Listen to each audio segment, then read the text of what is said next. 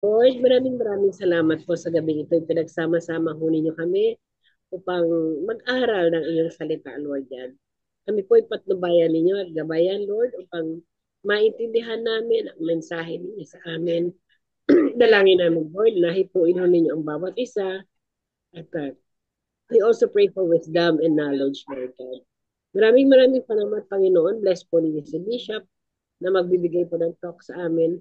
I-bless po ninyo bawat isa po sa amin na maunawaan namin ang message na nais po ninyo iparating sa amin. Thank you, Father. Thank you, Lord God, for this. We ask and pray in Jesus' name through the Amen. intercession of the Blessed Mother. Amen. Amen.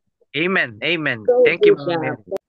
Our gospel for tonight is taken from the book of Mark, chapter 8, verses 22. Jesus heals a blind man at Bethsaida.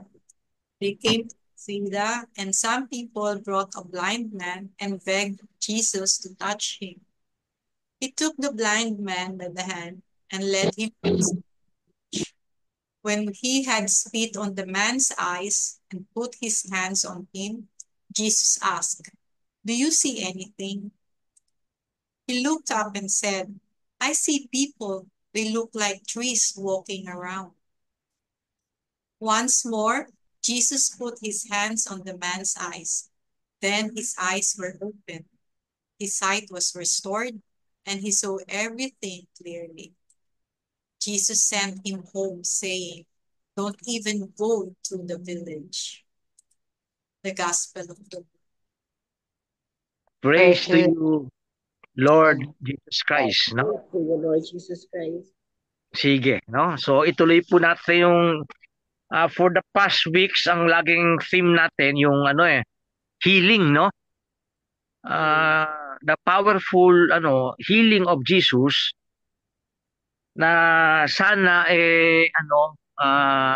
nasa natin, no?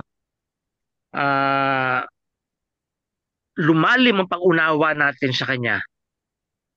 Kasi sa gospel po kasi laging sinasabi na mapaghimala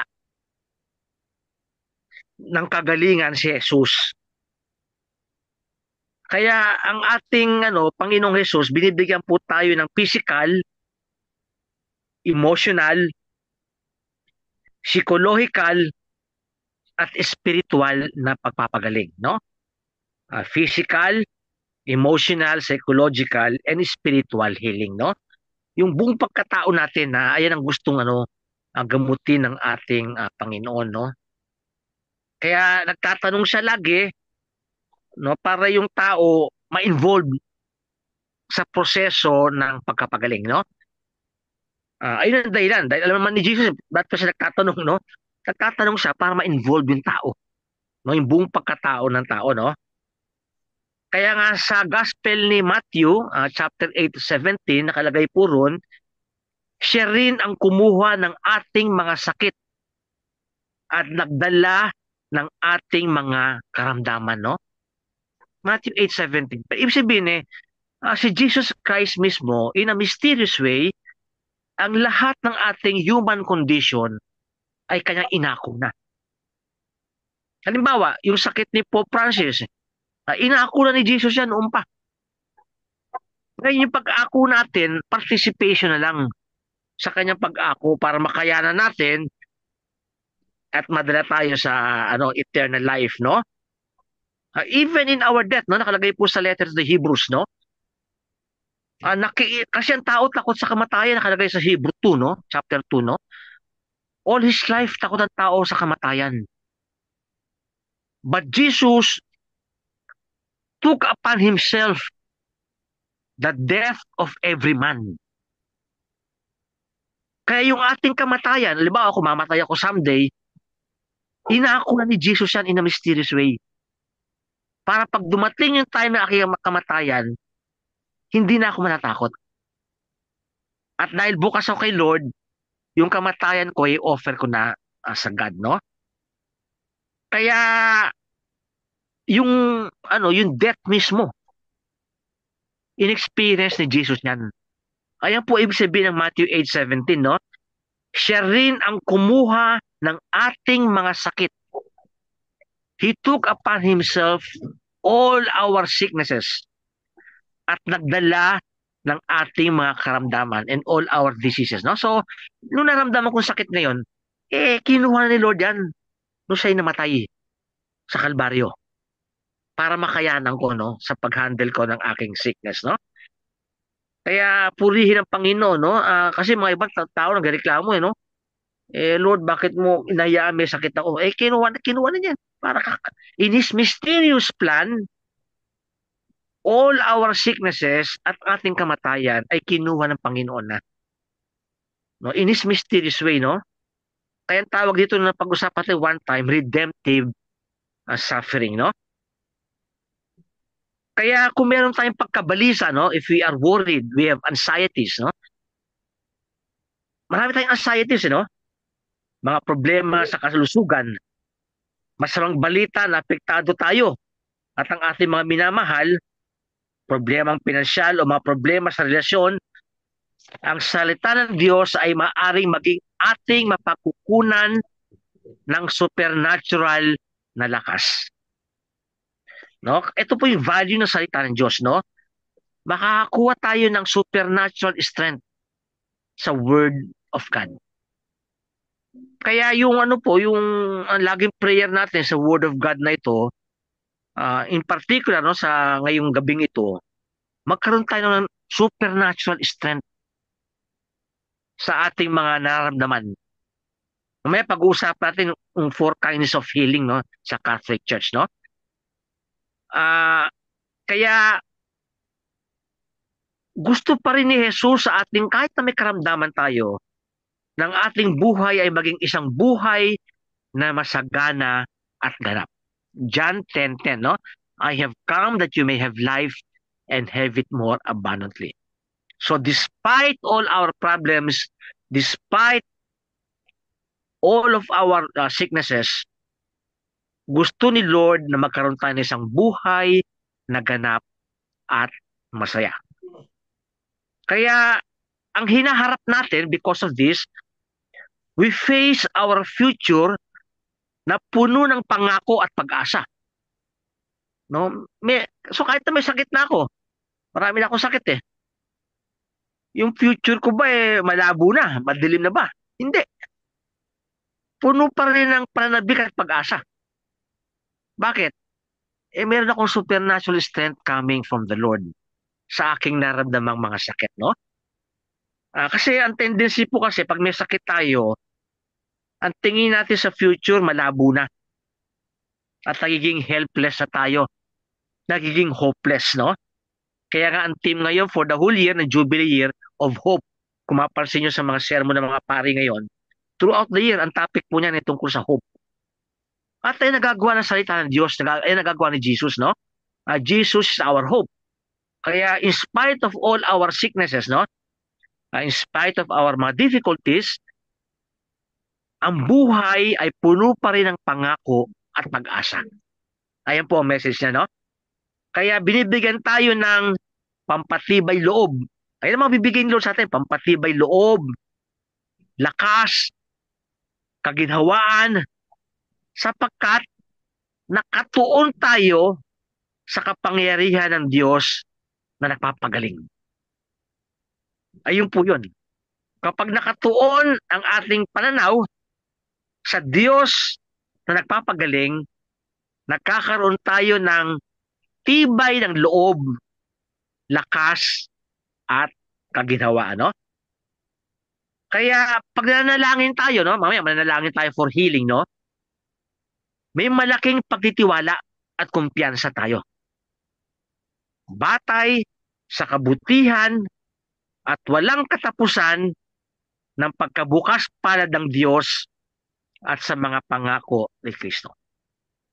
No? Based on God's goodness and the promises of Christ whenever we pray. No? Based sa kanyang kabutihan, no? So, ang Diyos ay isang bukal na tubig. No? Lagi siya sabi ng gospel ni John, no? If you believe in the Lord, rivers of living water shall flow from within you. At iyon ay sinasabi ni St. John, nag-refer yun sa Holy Spirit. So kung meron tayong ganitong mindset tungkol sa ating Diyos na nagpapagaling, nagkakaroon tayo ng parang tubig na buhay, bukal, na dumadaloy, na walang tigil sa puso ng mga nananalangin. No, nagiging bukal ito eh. Kaya nagpapasalamat ako sa inyo po na kasama ako sa vigil, no? Every 3 o'clock, no? Sa inyong panalangin, sumisibol yan. Rivers of living water coming from the Holy Spirit, no? Kung may time kayo, basahin niyo po yan sa Gospel ni John, chapter 4, tsaka chapter 7, no? Ito yung nagagawa ng Holy Spirit whenever we pray for others, no? Yung bukal ng parang tubig sa ating puso na dumadaloy, no? Kaya nga sinabi ni Jesus, basahin ko na sa John 7 verses 37 to 38, no? John 7 verses 37 to 38. Nang dumating ang huli at pinakamahalagang araw ng pista, tumayo si Jesus at sinabi ng malakas, ang sinumang nauuhaw ay lumapit sa akin at uminom. Sapagkat sinasabi sa kasulatan na dadaloy ang tubig na nagbibigay buhay mula sa puso ng sumasampalataya sa akin. Kaya Lord, tonight, we ask you, Lord, humbly, we beg you to increase our faith in you. Ito yung sinabi ng John 7 eh. Because if our faith is deep, rivers of living water shall flow from within us. At nagkakaroon tayo ng healing, no? Nagkakaroon tayo ng healing sa emosyon dahil within us eh. So yung ating emotional healing nangyayari yan. Nagkakaroon ng psychological healing. Kasi itong gospel kasi nakafocus lang tayo lagi sa physical healing eh. Pero when Jesus talks of healing, He also talks of emotional and psychological healing. Nas binanggit sa John 7 verses 37 to 38. Sa mga sumasampalataya sa Kanya. Kaya hilingin natin kay Lord, and God, in His generosity, will renew our faith in Him, no? Kaya si Jesus ay hindi lang isang guro, hindi lang siyang teacher, hindi lang siyang mangangaral. Kadalasan, isinasama niya ang kanyang mga salita sa mga kilos at mga gawain ng pagpapagaling. Kasi halimbawa na lang, itong gabing ito, nagsishare ako sa inyo, nagtuturo ako. Si Jesus hindi nagtuturo. Sa kanyang pagtuturo, kasama ang pagpapagaling. Kaya hilingin natin habang ako nagtuturo sa inyo, o habang ang iba sa inyo nagsishare, nagtuturo sa atin, kalakip ng pagtuturo ay ang pagpapagaling ni Jesus. Magkasama po lagi yun. Kumbaga po sa coin, no, kara i-krus, magkasama. Kasi otherwise, yung kanyang turo ay walang power. Nasa isip lang. Ang turo ni Jesus eh. Ang turo niya eh. Ang turo ng gospel. Ang turo ni Bishop Joe. Ang turo ni Sister Jessica. Ang turo ni Ate Emily. Ang turo ni Ate Edith. Ni Sister Pinky. Ang turo ni Karina. Ang turo ni Sister Riza. Ang turo ng San Martin de Porres Church. Pero walang power yung turo eh. Kaya si Jesus, yung kanyang pagtuturo, ang kalakip noon ay ang ating kagalingan. Basahin niyo po lagi sa Bible.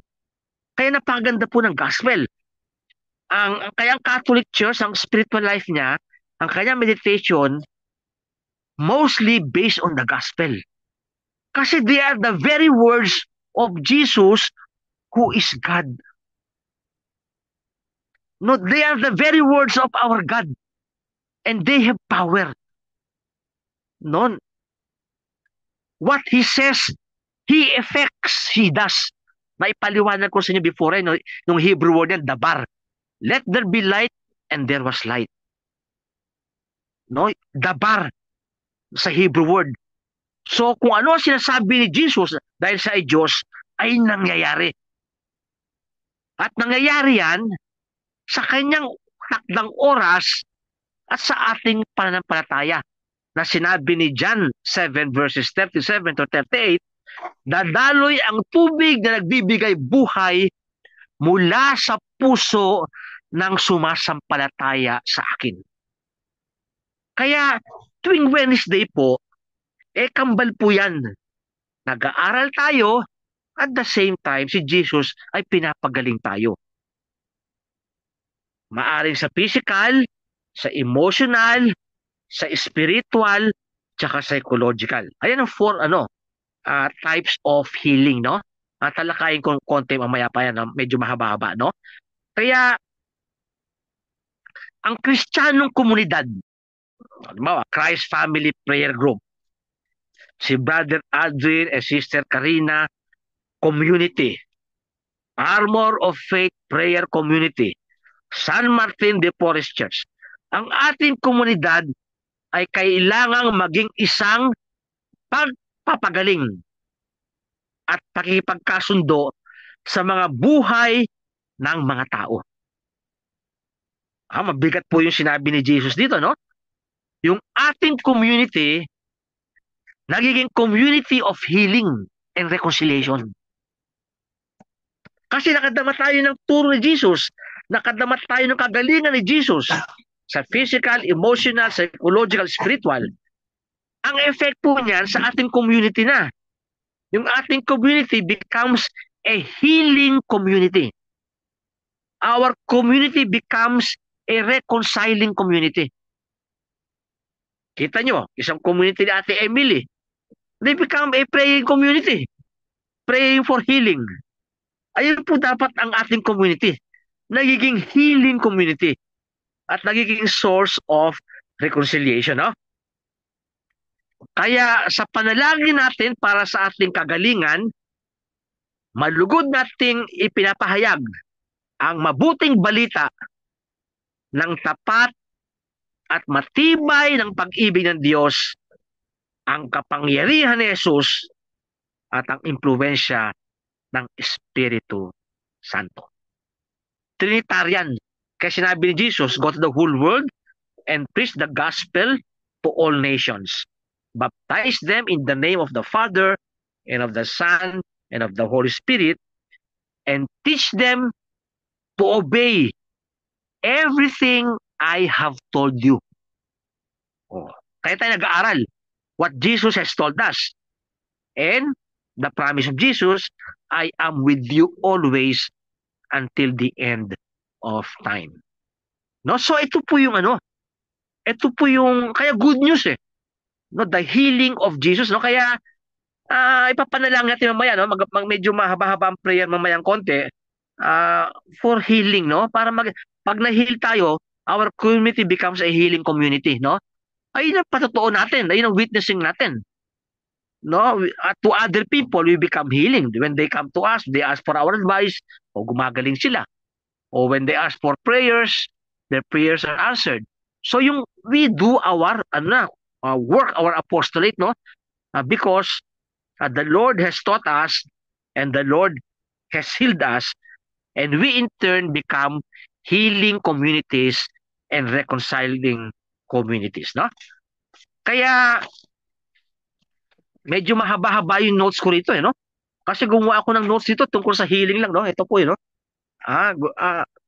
Kasi although hindi ko pa na ibibigay sa isang recollection to, no?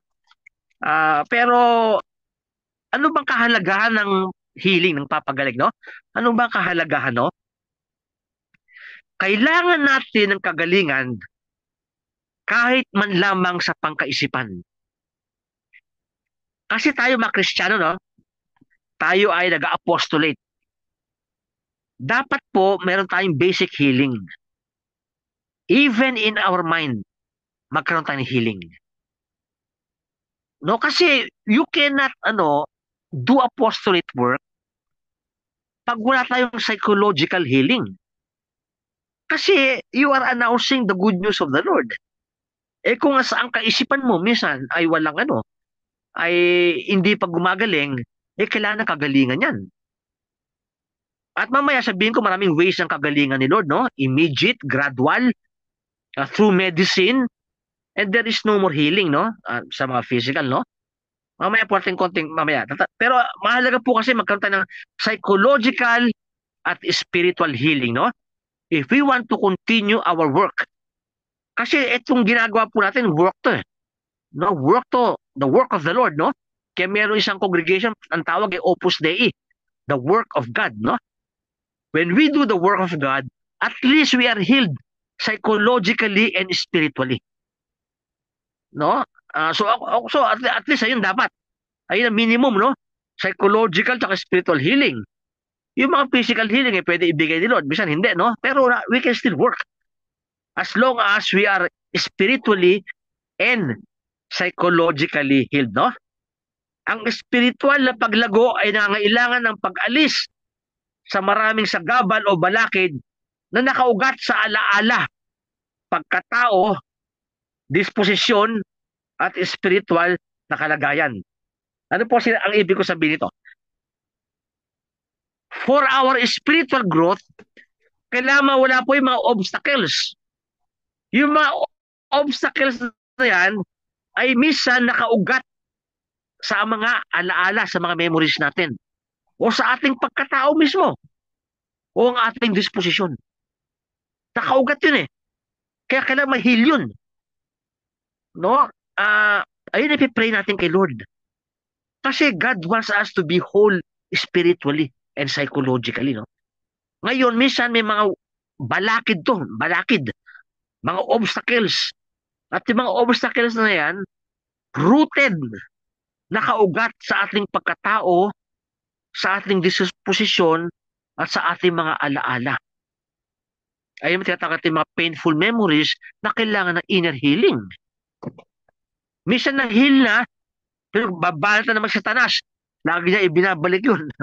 Kaya, minsan meron ako na advice, no? Ang sinasabi ko lagi, ako actually gumaling ka na inner healing. Ang ginagawa ni Satanas binabalik lagi para mawala ka ng peace of mind. Ngayon, that becomes temptation na.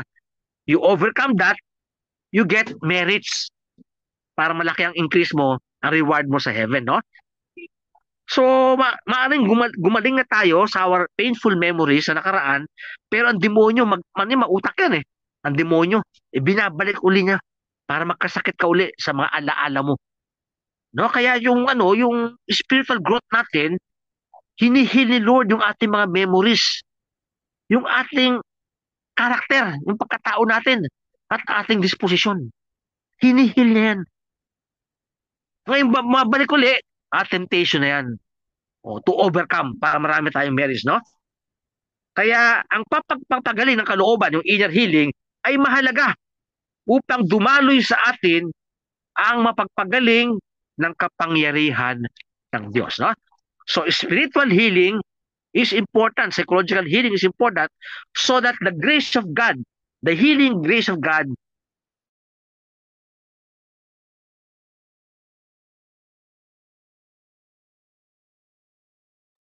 will overflow in us at tayo ay naging epektibo sa pagiging saksi ng Panginoon. Because of our inner healing, we become effective witnesses of Jesus. No? Kaya, hindi pa tayo pupunta sa gospel, no?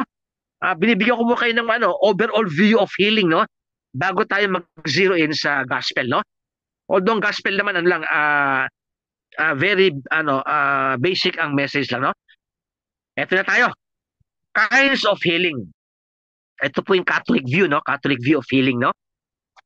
Na-mention ko na rin sa inyo before dito, nung nagkaroon tayo ng question and answer forum, no? Nung there was a time, di ba, part ng ating program, yung once a month, yung question and answer, di ba? Natalakay ko na po to, pero maganda po ulitin ulit, no? uh, four kinds of healing, no, sa Catholic Church, no? Very obvious physical healing, no? Ah, tungkol to sa mga sakit at nalulutas ito at bumabalik ang ating kalusugan. Ito yung physical healing, no? Halimbawa, si Pope Francis, pag gumaling siya, nagkaroon siya ng physical healing, no? Gano'n, no? Ah, ngayon, hindi ko na kailangan siguro mahaba ng example, no? Alam niyo yung kwento naman, di ba yung mother-in-law ni Peter? Di ba, pinagaling niya, may sakit? Naalala niyo yun? Sa Matthew 1 yan eh. No, sa Mark 1:30 to 31, no? May sakit yung kanyang mother-in-law, tinawag ni Peter, no? Si Jesus. Sabi niya, Jesus, may sakit yung aking mga disipula, may sakit yung aking nanay na mother-in-law. Pinagaling ni Jesus, no? Physical healing, no? Ito na nga, ito yung pangalawa, no? Na kinds of healing, no? Pangkaisipan na pagpapagaling, no? Mental.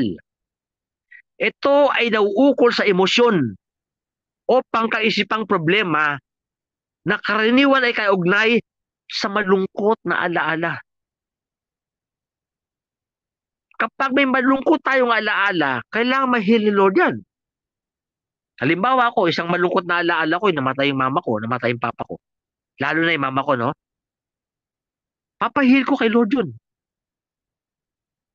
No, kung hindi, hindi ka makaka-move on. Ganun yan, no? So kung may mga masakit tayong alaala, halimbawa yung isang alaala masakit din yung, halimbawa namatay yung anak mo, o masakit na alaala, naghiwalay kayo ng asawa mo, o isang alaala siniraan ka ng kaibigan mo. Kasi pwede ka siraan ng ibang tao. Pero kaibigan mo mismo siraan ka. Masakit na alaala yan. No, yung pagkataksil ng asawa mo, masakit na alaala yan. Kailangan pagalingin ni Lord yan. Kung hindi, hindi ka makapag-move on. Damage ang mental mo, tsaka psychological, emotional health. No, kaya minsan ako, alam yung mga pare, minsan, share mo ng pare tungkol na dito eh. Kung titignan nyo yung mga share mo ng mga pare, tungkol dito sa emotional health, psychological health, no? Kasi kailangan po ma-heal ni Lord yan. No? Pagdadasal natin yung maya, no? Maaring o masamang psychological, sa, bad psychological na sa loobin at pagtingin. Halimbawa, pagiging balisa, you're always anxious. May isa akong kakilala. Hingi ng prayer. Kasi natakot siya. Sa pagtanda niya, magkakaroon siya ng dementia at Alzheimer. Pero mo, lagi siya natakot. No? Kaya nawala siya ng joy, lagi siya natakot eh. Magkakaroon siya ng dementia. Natakot siya, baka pagtanda niya, wala mag-aalaga sa kanya. Abusuhin siya ng caregiver. O yun, may mga tayo eh. Pagiging balisa, no? Kawalan ng kapayapaan, depression, panlulumbay. At ito ay napapakalma at napapaginhawaan ng ating Panginoon. Ito yung good news eh. Jesus will calm all our fears, our negative emotions, no? Oo. Kaya nga sinabi ni Jesus sa John 14 verse 27, na-share ko na sa inyo ito, babasahin ko ulit, no? May oras pa naman tayo eh. Kapayapaan na iniiwan ko sa inyo, ang aking kapayapaan ang ibinibigay ko sa inyo. Hindi ito katulad ng kapayapaang ibinibigay ng mundo. Huwag na kayong mabalisa. Huwag na kayong matakot. Si Jesus na nagkasalita. Yung salita ni Bishop Joy, pwede yung kalimutan yan. Salita ko yan eh. Pero si Jesus na nagkasalita, huwag kayong mabalisa. Huwag na kayong matakot. Isuko nyo sarili nyo sa akin. Have faith in me. Have confidence in me. Si Jesus na, kinakausap ang bawat isa natin. No? So every time we are afraid, every time we are worried, Jesus is telling us, huwag na kayo mabalisa. Huwag na kayo matakot. Nandito ako. nandito ako. Ayan, no? Physical healing, psychological, mental healing. Third, spiritual healing, no? Ito ay nauukol sa spiritual na sakit tulad ng ilang kinagawi nating kasalanan. At ito ay pinalaya mula sa ating pagkaalipin ng ating Panginoon. Yung nakagawian mo ng kasalanan, mga ganyan eh. Yung tinatawag ng habitual sin. Ano ba mga habitual sin? Yung palamura. Nung wala kang isang sentence na masasabi, lagi may mura. may tao ba kinamit na ganyan? O wala, o isang paragraph na lagi may mura. O laging galit ka lagi. Spiritual yan eh. O yung seven capital sins, ang yabang-yabang mo, nakagawian mo na yan eh. Magyabang ka. Nakagawian mo kasalanan yan eh. Spiritual. O envy, inggitera ka, inggitero. Ayan yung spiritual healing.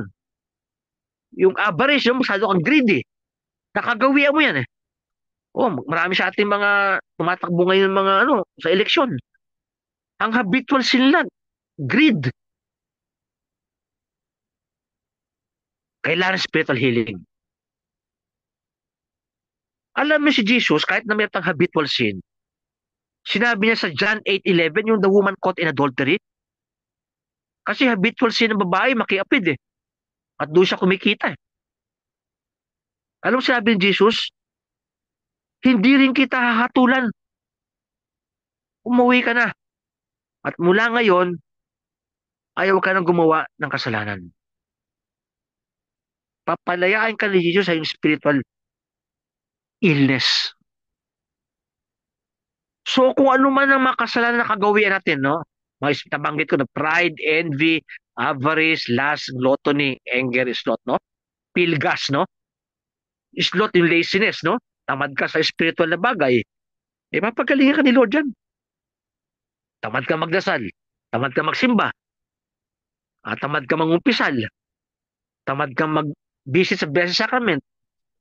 Tamad ka magbasa ng salita ng Diyos. Papagalingan ka ni Lord, spiritual healing. No? Third, no?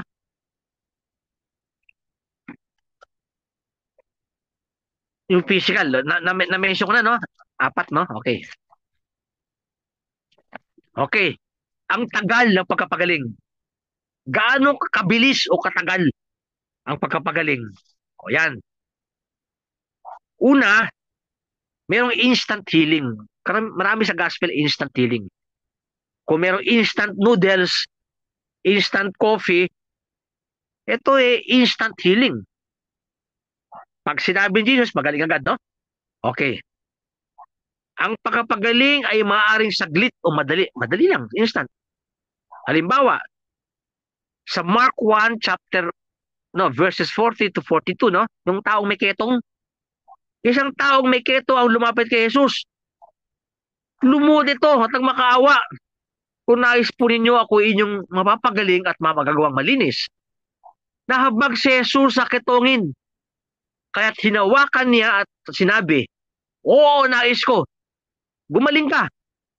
Noon di nawala ang ketong ng lalaki at siya'y naging malinis. Instant healing. Pangalawa, ito rin sa gospel natin, gradual healing. Ang pagkapagaling ay maaaring dahan-dahan. Ito yung gospel natin, no? Ano ang gospel? Yung gospel natin, yung tao, nung pinagaling ni Jesus, nung una, parang yung malabo pa ang tingin niya. Nakita niya, walking trees, no? Tapos, dinasal ulit ni Jesus. Gumaling siya, gradual. Minsan ayun ang pamamaraan ni Lord, gradual para matuto ka. No? Anong message ito ng gospel natin ngayon, gradual healing, no? Jesus heals a blind man gradually. First, restoring partial sight. Konting paningin lang. Then, full clarity. Hanggang malinaw na. This progressive healing, yung dahan-dahan, ay parang our journey of faith. We do not see God's plan all at once, but in stages. So bakit gradual, no? Kasi para ganyan din ang journey of faith natin. No, we don't see all things right away. But gradually, in our relationship with Jesus, it becomes clear to us. So, ayun ang purpose ng gradual healing, no? Kaya ang message ni Lord dito, be patient and trust God's timing. Mahina tayo sa patience, no? Tsaka ayaw natin yung God's timing, eh. Gusto natin yung our timing, eh. Di ba? Ngayon na. Lord, now! Ngayon na! Mahirap yung Kaya virtue yan, eh. Grace yan, eh. Yung patience, tsaka respecting God's timing. May timing si Lord, eh. Oo. Kaya, the blind man had to undergo a process before seeing clearly. Minsan may mga dapat tayo maranasan, eh, para makita natin yung mensahe ni Lord. Di ba? Minsan, ganun si Lord, eh, no? Dapat pa tayo dumaan sa mga ibang karanasan para makita natin ang kanyang mensahe. Makita natin ang kanyang plano.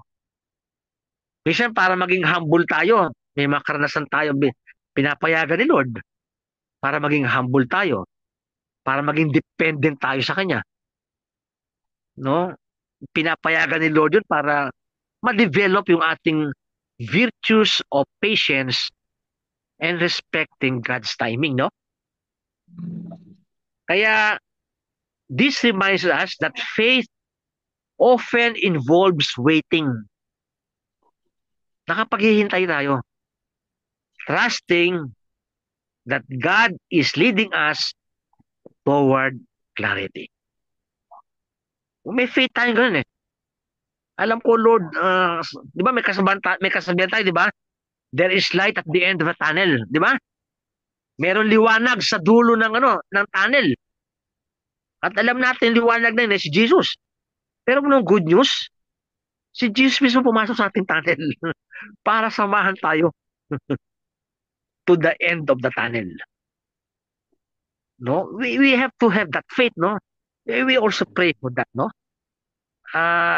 Ayun ang purpose ng gospel ngayon, no? So, i-relate din natin sa Eucharist. Ganun din sa Eucharist. The more we go to Mass, kung madalas tayo sa nagmimisa, lalo lumalalim ang ating spiritual growth and union with Jesus, no? Lumalalim. No? So, hindi lang instant, no? Kasi mga iba, kala, pagtanggap ng communion, lahat-lahat na. Hindi, dahan-dahan din. The more we go. Every day, often. Parang ako, nagmimisa ako everyday, no? O si Bishop Lito, everyday nagmimisa yan. Hindi pwede, Lord, isa lang misa. Lahat-lahat na, ibigay mo lahat ang grasya. Hindi. Ayun yung method ni Lord, yung way ni Lord, eh. Kaya everyday nagmimisa ako. Everyday nagdadasal tayo. No? Lord, pwede ba isang dasalan na lang? No? May katamaran na naman tayo. No? Gusto ni Lord, talagang araw-araw para ma-develop yung relationship mo sa Kanya. Kasi after naman si Lord, relationship natin sa Kanya, eh. Ma-deepen ang ating relationship sa Kanya. Ito po lahat ng, pati yung healing, lahat po yan to deepen our relationship with Him, no? Pinagdadasal pa rin natin, mga tao humingi ng prayer sa atin, no? Yung kaibigan ni Sister Karina, di ba? Si Heidi, naalala niyo si Heidi noon? Di ba si Heidi, may sakit siya? Anong nangyari kay Heidi na ngayon, no? Sama pa natin sa prayer yun, si Heidi. May sakit siya, no? Dialysis siya. No? Way ni Lord, eh, no? So, okay. Instant. Pangalawa, gradual. Ikatlo, ito ay dapat tanggapin natin, eh. Ang pagkapagaling ay maaari mangyari sa pamagitan ng gamot. Through medicine. Through medicine. Ito yung Catholic understanding. Kaya mapansin nyo, the healing ministry of Jesus continues. Kaya yung mga simbahan natin nakapatay ng hospital. Kita niyo yung mga saints, di ba? Si Saint Padre Pio. Alam mo ginawa niya? Nagpatayo siya ng hospital. Hingi siyang pera sa tao, nagpatayo siya ng hospital. Kasi the healing ministry of Jesus continues through medicine. No? Kaya pupunta tayo sa doktor, huwag tayo matakot. Pupunta tayo sa mga doktor. Kasi ang healing ministry ni Jesus, tuloy-tuloy yan sa ano? Ah, sige, may time pa tayo. Basahin natin mamaya yung ano, medyo mahaba to eh. Sa Sirach o Ecclesiastico 38 verses 1 to 8. Sirach 38, 1 to 8. Ito yung good news kasi yung Sirach 38, 1 to 8, wala nitong protestante. Kasi kulang sila ng 7 eh. So sa Catholic, Ecclesiastes 38, 1 to 8. Another word for Ecclesiastes, Sirach. Sirach 38 verses 1 to 8. Basahin ko na, medyo mahaba, no? Pero kasi wala nito ang Protestant Bible eh. Ang Catholic meron eh, kaya meron tayong healing mga doktor. May mga psychiatrist tayo. Pupunta tayo rin kasi word of God yan eh. Sinasabi, punta kayo sa doktor. So, Sirach 38, no?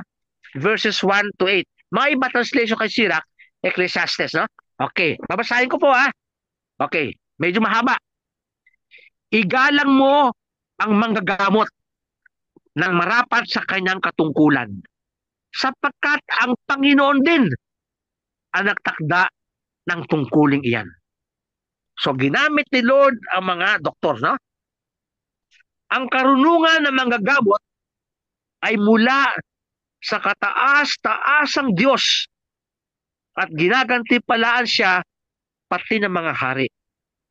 Dahil sa kanyang karunungan, marangal siyang nakakaharap kaninuman at iginagalang siya pati ng mga may kapangyarihan. Ang Panginoon ang nagpatubo ng mga halamang na igagamot. Si Lord ang gumawa ng mga herbal medicine eh. Okay. Kaya ang mga ito'y di kinaliligta ang gamiting ng matalinong tao. So kung matalinong tao ka, sabi ni Jesus, go to the doctors. Mga iba ayaw pumunta sa sa doktor. Bakit? Para wala akong faith eh. Nagpa-pray over ako tapos pupunta ako sa doktor. Di ba may magandang turo, di ba? Maling turo yun. Hindi po turo ng Katoliko yun. Ang turo ng Katoliko, pag may sakit ka, pray kay Jesus, tapos punta ka sa doktor.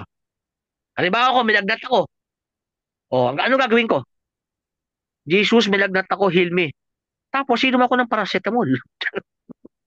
Inom ako ng biogesic. Tapos, medyo lumalala. Punta na ako sa doktor. Bibigyan ako antibiotic.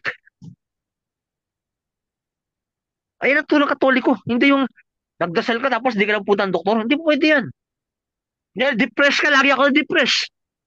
Jesus, lagi ako na-depress. Jesus lang, isip ko lagi, ganito lagi, nag-worry ako lagi. Jesus, kung ano-ano. Ano sabi ni Jesus? Okay. Nag-pray ka. Tapos ano sabi ni Jesus? Ayos sa tulong to. Punta ka sa psychologist. Punta ka sa psychiatrist. Dahil yan ay binigay ko eh. Ayan to ng Catholic Church. Kasi ang Catholic Church, merong Word of God tungkol sa mga doktor. Sirach 38 verses 1 to 8. No? Opo sa mga ibang doktor, hindi faithful, no? Nag-abort sila, no? Okay. Diretso ko, Kaya kung maging matalino ka, sabi ng Word of God, pumunta ka sa doktor. Minsan ay pumunta sa doktor, mahal masyado, no? Yung consultation. Nung dati, 300 lang, eh. Ngayon, maabot ng 500. Pag maganda, 1,000. No? Sa mga sakit na lalaki, mga prostate. Naku, 3,000. Kaya kung ano mga iniinom na lang, mga herbal. Pero gift yan yung medicine. Yung pagkataga nila, sagutin lang kay Lord yan, no? Sagutin ni Lord yan, eh. Ang mahal-mahal pa doktor tsaka pa hospital, no? Pero that is the gift of the Lord. At kung matalino ka, pupunta ka sa halimbawa, diabetic ako. Sabi ng doktor, inom ako ng gamot, ito. Di bili akong gamot. Sabi ng doktor, mag-exercise ako. Mag-exercise ako. Sabi ng doktor, healthy diet. Try ko healthy diet. Kahit hindi lagi. No? Pero sabi ni Lord, kung ikaw ay wise, pumunta ka sa doktor. Ito, di kinaliligtaan gamitin ng mga matalinong tao. Kung matalino ka, kung di ka matalino, hindi ka punta ng doktor. Pupunta ka sa mga kulto-kulto. Pupunta ka sa tawas-tawas. Pupunta ka sa mga albularyo. No? Hindi ka matalino eh. Matalino ka, punta kang doktor.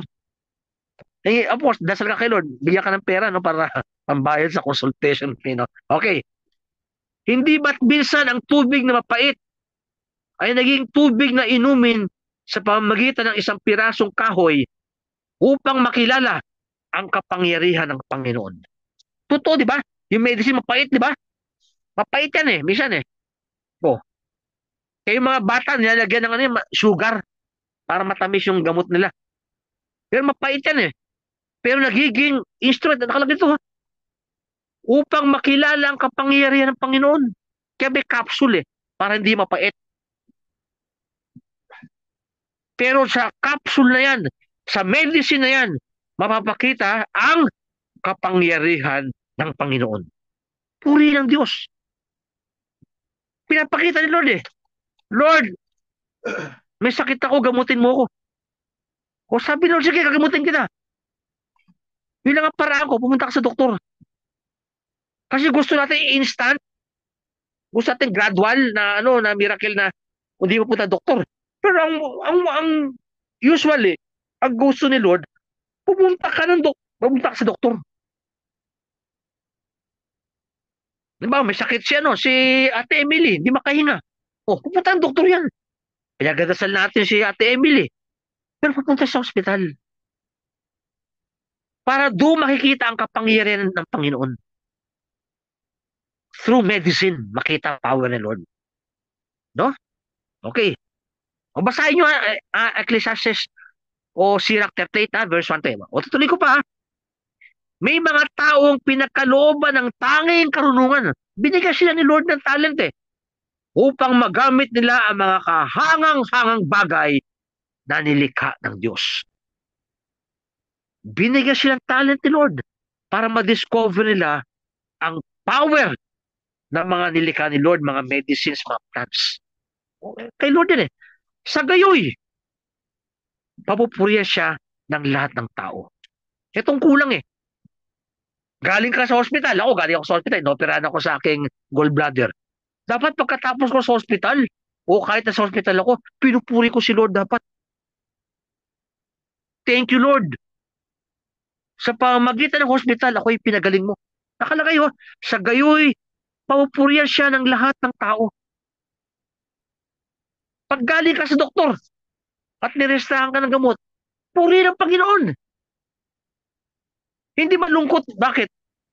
Hindi ako pinagaling ni Lord miraculously. Hindi, gusto ni Lord pagaling ka in a normal way through medicine. Yan. Ano pa next? Malapit na to. Isang paragraph na lang. Sa mga bagay na iyan, kinukuha ng mga parmasyotiko. Pharmacy. No? Kinukuha ng parmasyotiko ang mga gamot na ginagamit ng manggagamot sa pagpapagaling ng sakit at pagpapanauli ng kalusugan. Kaya agapan mo. Mga iba ay pumunta ng doktor eh. Pupunta ng doktor, malala na. Wala na. Hindi na agapan eh. Biro mo, kayo ba yung pharmacy, gift ni Lord yan. Gift ni Lord ang pharmacy, ang medicine, gift ni Lord yan. No? Ano pa? Hindi natitigil ang paggawa ng Panginoon. Hindi natitigil ang paggawa ng Panginoon na siyang nangangalaga sa kalusugan ng tao sa buong daigdig. Puri ng Panginoon. Ulitin ko maganda sinabi ni Lord. Kaya nagkakaroon ng advance sa medicine. Before, di ba, pag may cancer ka, patay agad, di ba? Ngayon, matagal pa, kahit may cancer ka, abuti ka na years pag naagapan. Meron kang diabetes, matagal din, abutin ka. Maring abutin ka 20 years. Kung dati, pag may diabetes ka, patay ka na. May advance ang mga medicine. Babasahin ko yung huling sentence Ano pa, hindi natitigil ang paggawa ng Panginoon na siya nangangalaga sa kalusugan ng tao sa buong daigdig. Okay, may antay. Mga 2 minutes lang. Ito yung last, ika-fourth, no? Kinds of healing. Ang pagpapagaling ay hindi na maaaring mangyari. Hindi na nangyari. 2 Timothy 4:20. Wala nang healing. Nakalagay yan sa 2 Timothy 4:20. Si Erastus ay nanatili sa Corinto at si Trophimus naiwan ko sa Miletus dahil may sakit siya. Wala nang healing. Ang pinaka-final healing mo na yung kamatayan na. 4 kinds of healing, fourth, no? Wala nang healing, no? Ngunit, pag wala ka ng healing, ito ibigay ni Lord. Subalit, ang Diyos ay tiyak na bibigyan ng may sakit ng aliw at lakas. Dalawa ibigay ni Lord, no? Strength and consolation. Ayun ang sacrament of the anointing of the sick, no? Bibigyan ka ng aliw at lakas. So, kung mamatay ka na, wala nang gamot, nakalagay yan sa Isaiah 41. Aliwin ninyo ang aking bayan, sabi ng Diyos, aliwin ninyo sila. Meron kang consolation, no? Tapos yung strength niyan, ako'y sa iyo, huwag kang matakot. Ako ang iyong Diyos, hindi ka dapat mangamba. Palalakasin kita at tutulungan, iingatan at iligtas. So kahit wala ng healing, the Lord will still be your Lord up to the last moment until He calls you home. No? Kaya, wala na po tayong panahon, magdadasal na lang po tayo. Ha? General healing po, no? Medyo mahaba to, no? Sige po, let us bow down and I will pray for healing for all of us, no? Sa ngalan ng Ama at ng Anak at ng Espiritu Santo, Amen. Pinupuri po kita, Panginoon, dahil sa iyong pag-ibig at awa sa akin. Balutin mo po ako ng iyong mapagmahal at mapagpagaling na presensya. Ibinibigay ko po sa iyo ang aking buhay.